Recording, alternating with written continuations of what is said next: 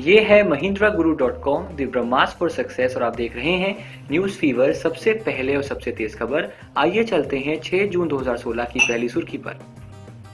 प्रधानमंत्री नरेंद्र मोदी और कतर के अमीर तमीम बिन हमाद अल थानी के नेतृत्व में प्रतिनिधिमंडल स्तरीय वार्ता के बाद दोनों देशों के बीच निवेश और पर्यटन को बढ़ावा देने सहित 7 समझौतों पर हस्ताक्षर किए गए।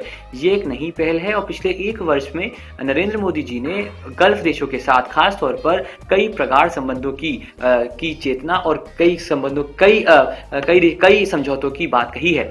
यहाँ एक और अहम बात है कि चाहे वो दोहा कतर बैंक हो या फिर तमाम अलग तरह के बैंक जो खाड़ी देशों में पाए जाते हैं वो हो, उन्होंने अपनी शाखाओं को भारत में ओपन किया है और ये उनमें से एक और पहल है। यहाँ जो सवाल बन सकता है वो सवाल बन सकता है कितने समझौते हुए भारत और कतर के बीच में। इसका उत्तर होगा 7। आइए बढ़ते हैं अगली सुर्खी पर। कैरोलिना गार्सिया और क्रिस्टीना लादिनोविक ने फ्रांस को फ्रेंच ओपन में 45 वर्षों के बाद पहला महिला युगल खिताब दिलाया।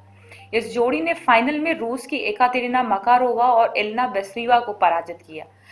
ये सच में बहुत ही महत्वपूर्ण इन्फॉर्मेशन है आपके एग्जाम के भी पॉइंट ऑफ व्यू से, क्योंकि एक हिस्ट्री बनाई एक तरह से क्रिएट की गई है।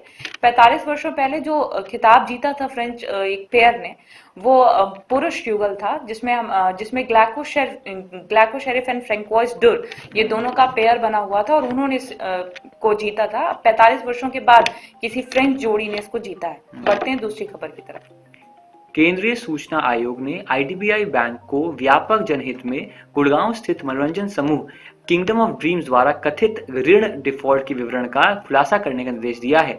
बहरहाल यहाँ एक और खबर यह भी है कि किंगडम ऑफ ड्रीम जो है वो काफ़ी प्रख्यात हुआ अपने तमाम तरह के थिएटर संबंधी कार्यक्रमों के लिए। और यहाँ पर एक और बात उठी कि कहीं ना कहीं इनकम टैक्स की चोरी का इन पे इल्ज़ाम लगा, जिस वजह से निर्देश दिया है इस केंद्रीय सूचना आयोग ने, ताकि आईडीबीआई बैंक इसकी एक तरह से अपने हिसाब से एक चिंतन करे, ताकि वो बता पाए सही ढंग में कि क्या दिक्कत है ऋण के मामले में या फिर इनकम टैक्स के मामले में भी। आइए बढ़ते हैं अगली सुर्खी पर। पूर्व मिस्टर यूनिवर्स और मशहूर बॉडी बिल्डर मनोहर एच का निधन हो गया। वह 104 वर्ष के थे। वह पिछले कुछ समय से उम्र संबंधी जटिलताओं से परेशान थे। जो मिस्टर एच हैं, ये इनका जन्म स्थान बांग्लादेश में था, जो कि अब सेपरेटेड एक कंट्री बन गई है, एक अलग नेशन बन गया है। 1952 में इन्होंने मिस्टर यूनिवर्स का जो टाइटल था ये जीता था 1952 में। इनका एक प्रसिद्ध नाम और है, इनको स्मॉल हरक्यूलिस, छोटा हरक्यूलिस के नाम से भी इनको जानते हैं, क्योंकि इनके शॉर्ट स्टेचर की वजह से। बढ़ते हैं दूसरी खबर की तरफ।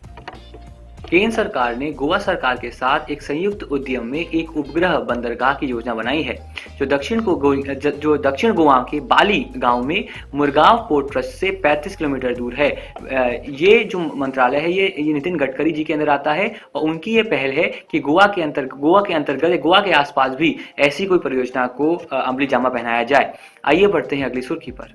भारतीय डाक ने ई वाणिज्य पर पहला डाक टिकट माई स्टैम्प जारी किया है। इसमें ई कॉमर्स कंपनी अमेजन को प्रदर्शित किया गया है। अमेजन जो कि भारतीय डाक का एक बहुत ही लीडिंग पार्टनर है, और अमेजन ने अपने 3 वर्ष सक्सेसफुल 3 इयर्स अपने भारत के अंदर ई कॉमर्स बिजनेस की बात करें तो उसमें कंप्लीट किया है। तो उसको सेलिब्रेट करने के लिए भारतीय डाक का एक बहुत ही अच्छा ये कदम रहा है। जो माई स्टैम्प है, इसको जारी किया था chief post master general Usha Chandrashekhar ने बैंगलोर में। बढ़ते हैं दूसरी खबर की तरफ। एम्स ने एक रोगी को गोद लेने की नीति शुरू की है, जिसके तहत जो रोगी अपने इलाज का खर्च उठाने में सक्षम नहीं है, वह घर पर पुनर्वास के लिए जरूरी उपकरण नहीं खरीद सकते, उनके लिए लोगों से चंदा मांगा जाएगा। एम्स भारत का सबसे प्रतिष्ठित मेडिकल कॉलेज या संस्थान है, और अगर उसने ये पहल शुरू की है तो उम्मीद करते हैं बाकी बड़े और छोटे जो मेडिकल कॉलेज या हॉस्पिटल्स हैं वो भी इस पहल को आगे बढ़ाएं, और ऐसे लोग जो सही समय पर या पर्याप्त मात्रा में पैसा नहीं पा पाते इलाज के लिए, उनको इस चंदे के जरिए पैसा मिल सके। इसी के साथ आज की जो चर्चा थी सुर्खियों की न्यूज़ फीवर के अंदर, उसको हम यहाँ समाप्त करते हैं। उम्मीद करते हैं कि ये सुर्खियां प्रश्नों के माध्यम से आपके आने वाले पेपर्स में आपके लिए लाभदायक होंगी। एक और अहम बात, एसबीआई प्री का एग्जामिनेशन हो चुका है और अब एसबीआई क्लर्क मेंस और एसबीआई पीओ मेंस की बारी है, या पीओ की बारी है, और साथ साथ यूआईएससी की बारी है। इन सब में अगर हम मेंस की बात कर लें एसबीआई में और यूआईएससी की बात कर लें तो जो जीए का विषय है बहुत अहम रहेगा। उसके लिए न्यूज़ फीवर का प्रतिदिन आपका देखना बहुत अहम है, क्योंकि कहीं ना कहीं वह खबरें जो पेपर में आती हैं उनको ही हम यहाँ पर चर्चा करते हैं। इसी के साथ आपकी सफलता में ही हमारी सफलता है। धन्यवाद।